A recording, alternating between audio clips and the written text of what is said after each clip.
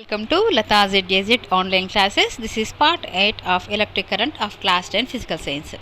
10వ తరగతి యొక్క భౌతిక రసాయన శాస్త్రంలో విద్యుత్ ప్రవాహము అనే పాఠం యొక్క 8వ భాగం చెప్పుకోబోతున్నాం. మనము ఇంతకుముందు భాగంలో సమాంతర సంధానము, శ్రేణి సంధానము గురించి చెప్పుకున్నాం. వాటికి సంబంధించిన కొన్ని సమస్యలను మనం ఇక్కడ సాధించబోతున్నాం. We learn the series connection of resistors and parallel connection of resistors in previous class, and we learn the formulas also. So in this part we are going to solve some problems relating to this. So first of all,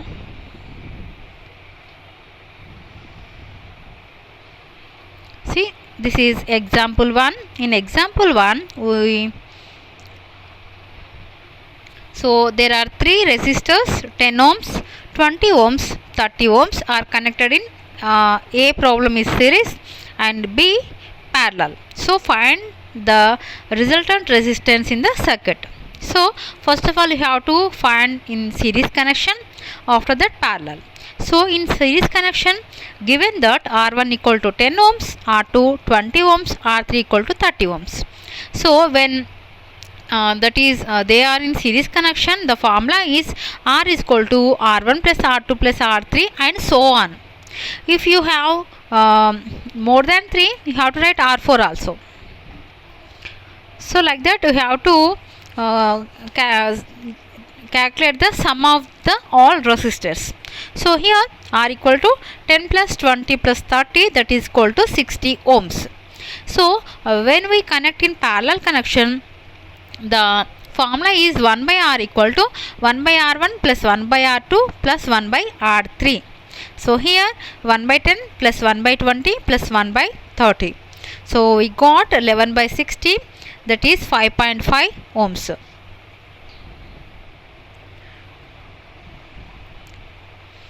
Okay, so how you got 11 by 60? First of all you have to take the LCM of 10, 20 and 30. After that we have to do the addition of fractions. Next one,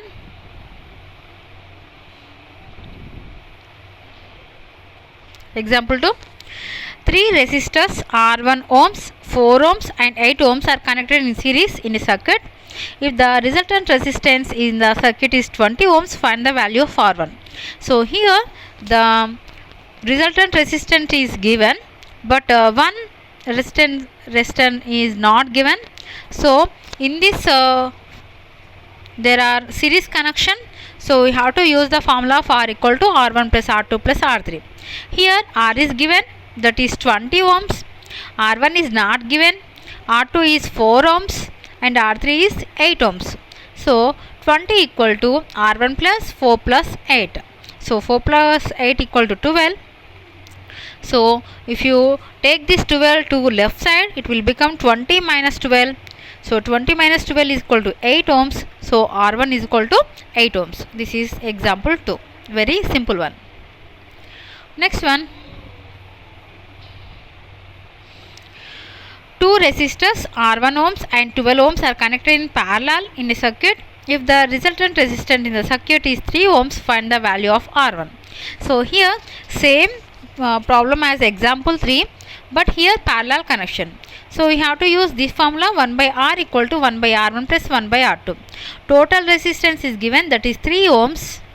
R1 is not given, so R2 is given, that is 12 ohms, so 1 by 12. So 1 by 3 equal to 1 by R1 plus 1 by 12. But we want R1, so that's why we take this 1 by 12 to left side. So it will become 1 by 3 minus 1 by 12. If you take the LCM,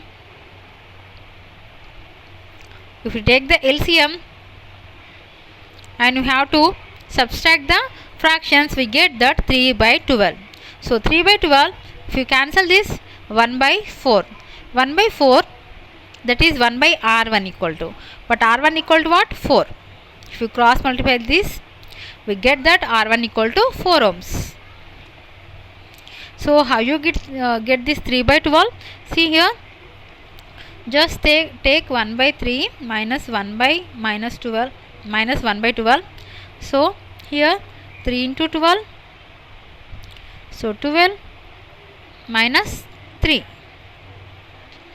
So 12 minus 3 equal to 9. So 9 by 3 into 12, that equal to 3 ones are 3 threes are, and 3 ones are 3 fours are. So 1 by 4 we get. Okay, very simple. So this is example 3. Okay.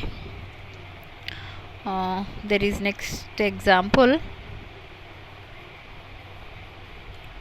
Yes, there are fourth example, that is, observe the given circuit and calculate the resultant resistance.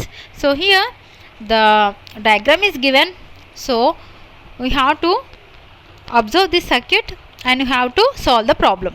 So first of all, see here, this is the battery. From battery, this is one resistor, this is another one, and this is another one. These two are in parallel connection, and these two are in a series connection. So first of all, we have to get parallel connection resistance. After that we go for the series.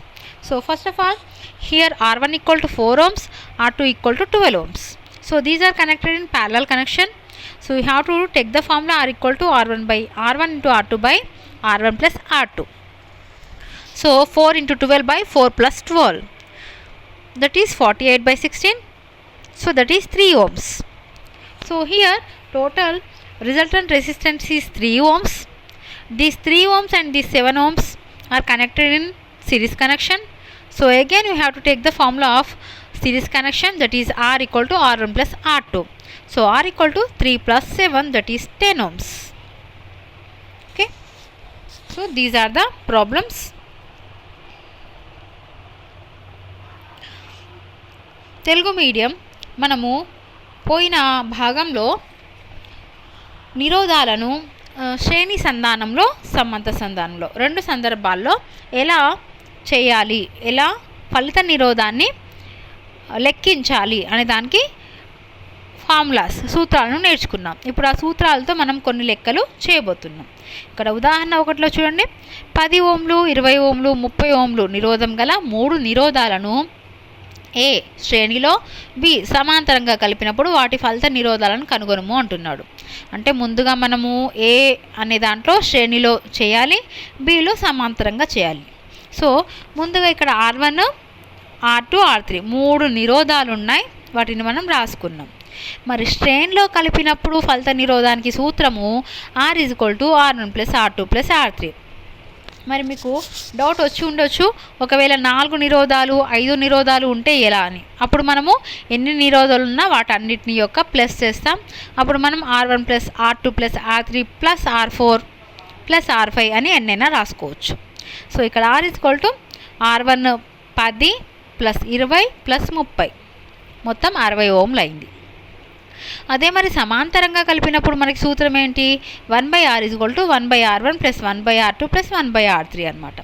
So ఇక్కడ మళ్ళీ మనం చేసినట్టయితే 1/R = 1/10 + 1/20 + 1/30.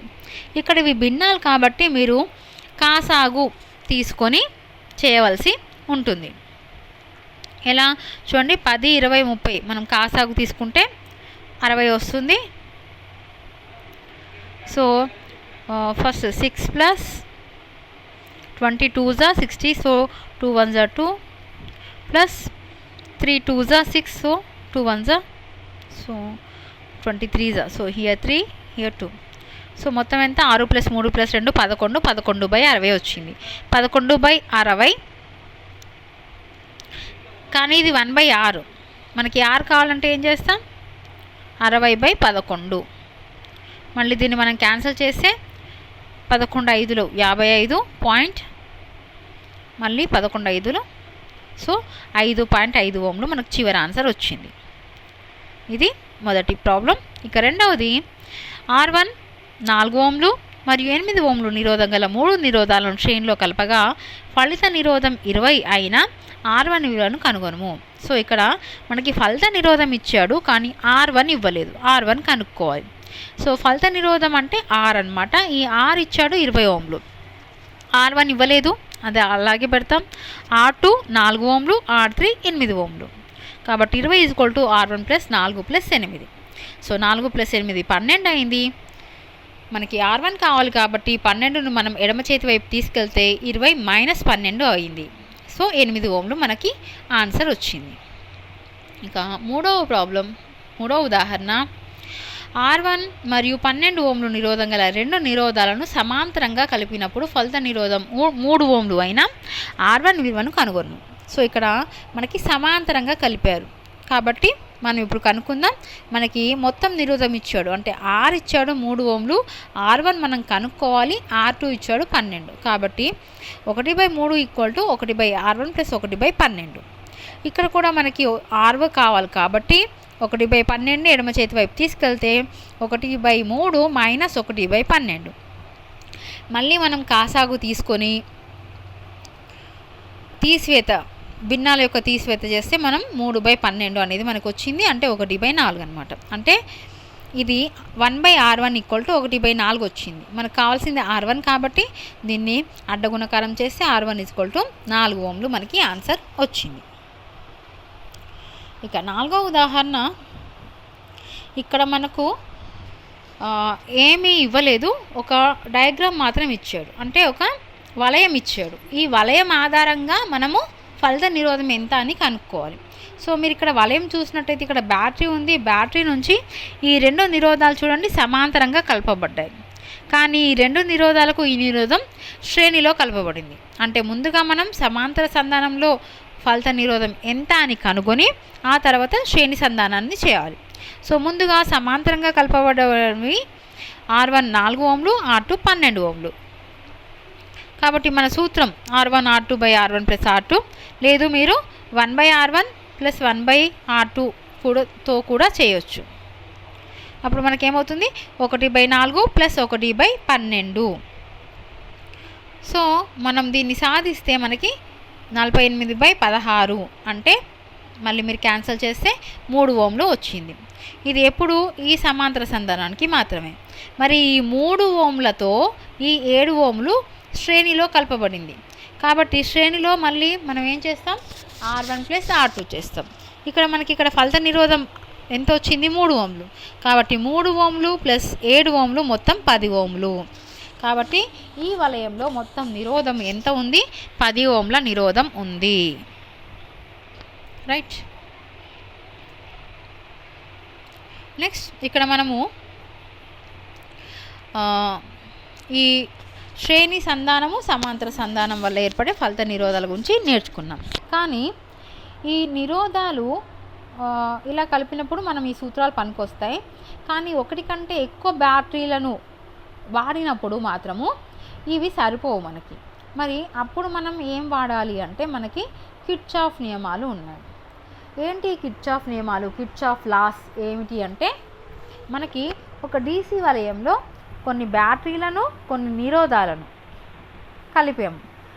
ఏ విధంగా కలిపినా వాటి గురించి అవగాహన చేసుకోవడానికి మనకి 2 నియమాలు ఉపయోగపడతాయి. ఈ 2 నియమాలనే కిర్చాఫ్ నియమాలు అంటారు. ఈ కిర్చాఫ్ నియమాల్లో మొదటిది ఏమిటి అంటే జంక్షన్ నియమము, జంక్షన్ లా. ఇందులో ఏమిటి అంటే ఇక్కడ ఈ P బిందువు వద్ద విద్యుత్ ప్రవాహం అనేది విభజించబడింది. అయితే ఈ వలయంలో ఫలిత విద్యుత్ ప్రవాహం ఎంత ఉంటుంది అంటే ఈ విడివిడి నిరోధాల గుండా ప్రవహించే విద్యుత్ ప్రవాహం మొత్తానికి సమానమవుతుంది. ఈ P బిందువునే మనం జంక్షన్ అంటాం. మనకి ఎట్లాగైతే రోడ్స్ అన్నీ కలిసే దగ్గర జంక్షన్ అంటాం కదా, అదేవిధంగా ఇది కూడా జంక్షన్ అన్నమాట విద్యుత్కి. ఇక్కడ ఈ 3 లేదా అంతకంటే ఎక్కువ వాహక తీగలు కలిసే బిందువునే మనం జంక్షన్ అని అంటాం. ఈ వలయంలో విద్యుత్ ప్రవాహం విభజించబడే ఏ జంక్షన్ వద్దనైనా ఈ జంక్షన్ను చేరే విద్యుత్ ప్రవాహము ఈ జంక్షన్ని విడిపోయే విద్యుత్ ప్రవాహాల మొత్తానికి సమానమవుతుంది.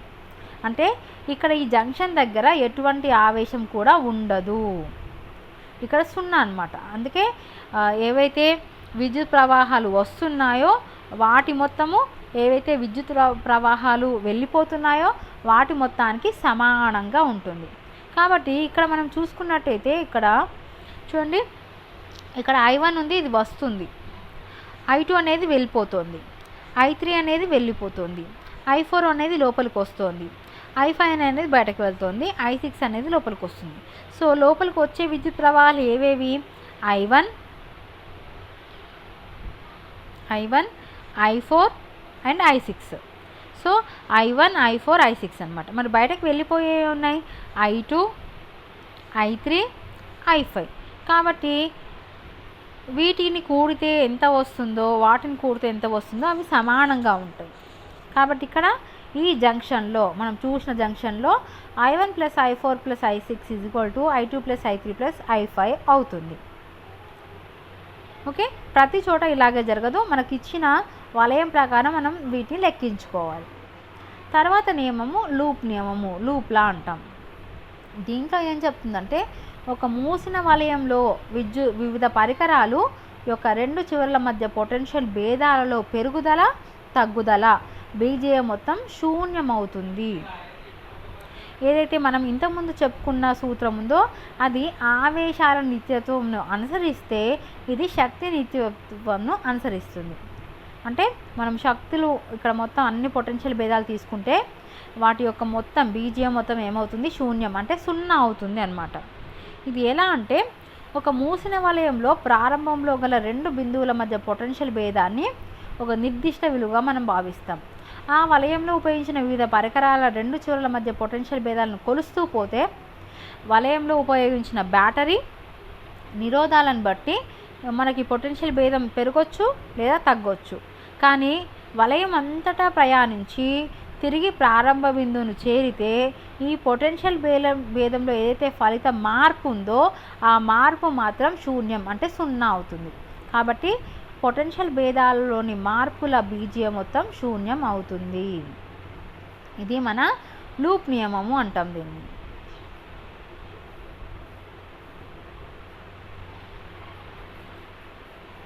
మరి ఈ రెండు సూత్రాలు అంటే ఈ రెండు నియమాలు లూప్ నియమము, జంక్షన్ నియమము మనం తీసుకున్నప్పుడు వీటిలో సంజ్ఞా సాంప్రదాయము అంటే ప్లస్ మైనస్ ఏ విధంగా తీసుకోవాలి అంటే మనం కొన్నిటిని నేర్చుకోవాలి. ఏంటి అంటే బ్యాటరీ ధన ధ్రువం నుండి రుణ ధ్రువం వైపు కదులుతున్నప్పుడు ఈఎంఎఫ్ విలువను రుణాత్మకంగా తీసుకోవాలి. ఇది ఒకటోది.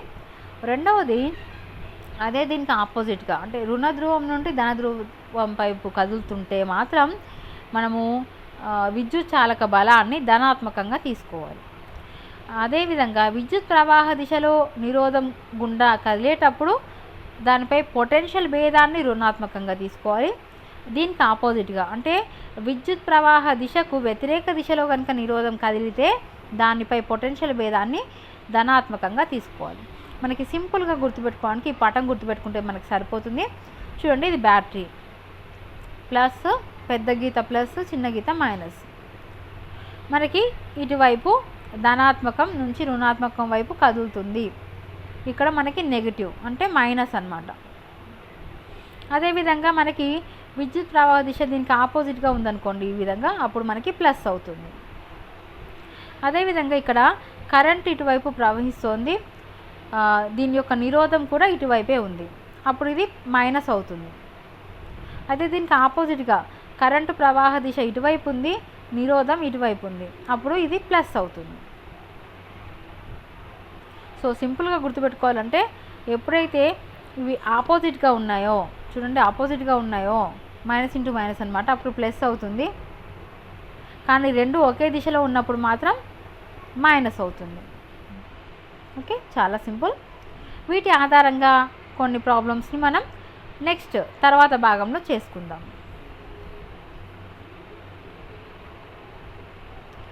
Okay, English medium students. So through these methods we discussed in previous section for replacing series and parallel combination of resistors by their equivalent resistance are very useful for simplifying many combinations of resistors, but they are not sufficient for analysis in many simple circuits, particularly those containing more than one battery. If the more than one battery, we have to use Kirchhoff laws. So what are Kirchhoff laws is, there are two simple rules called Kirchhoff rules. they are applicable to any DC circuit containing batteries and resistors connected in any way. So, the first Kirchhoff law is junction law. So, what is junction law is, so in this figure we can see that the current divides at P. The current drawn from the battery is equal to the sum of the current through the resistors. So, this P is called, here this point is P, here P is called junction.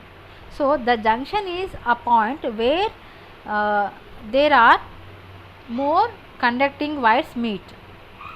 So, where there are more conducting wires are meeting, this point is called junction.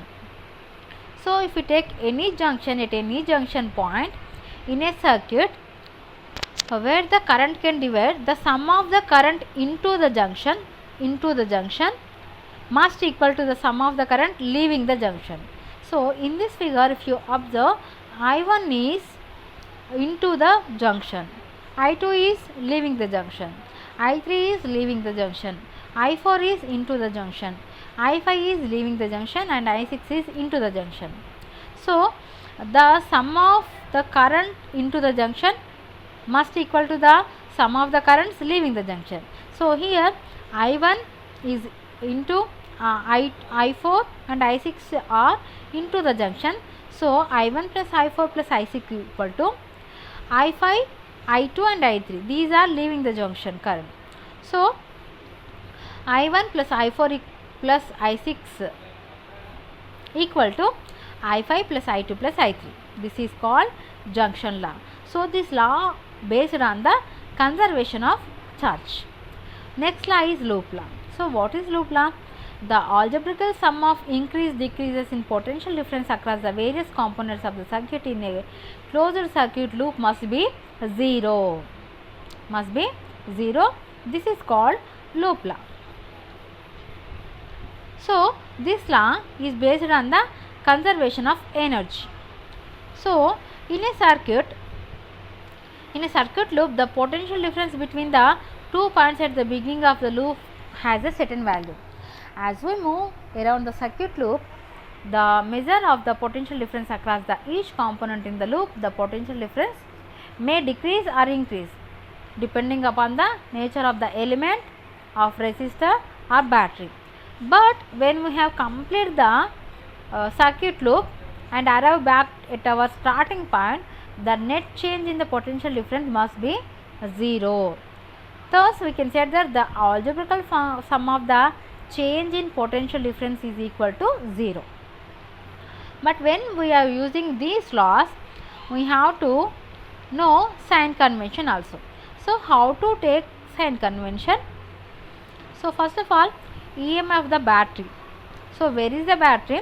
We have to take negative when we move from positive to negative terminal across the battery. So, we have to take negative, and we have to take positive when we move across the battery from negative terminal to positive terminal. And the direction of electric current is to be observed to give a sign to potential difference of a resistor. So, how to give the sign to potential difference? That is, the potential difference across the resistor is taken negative when we move along the direction of electric current, and we take positive when we move against the direction of electric current. So, these 4 points we can easily remember with this figure. See, this is battery, this is plus minus positive terminal. So, we are going positive to negative. This means this is EMF is negative. If we go opposite, minus to plus, we have to take positive.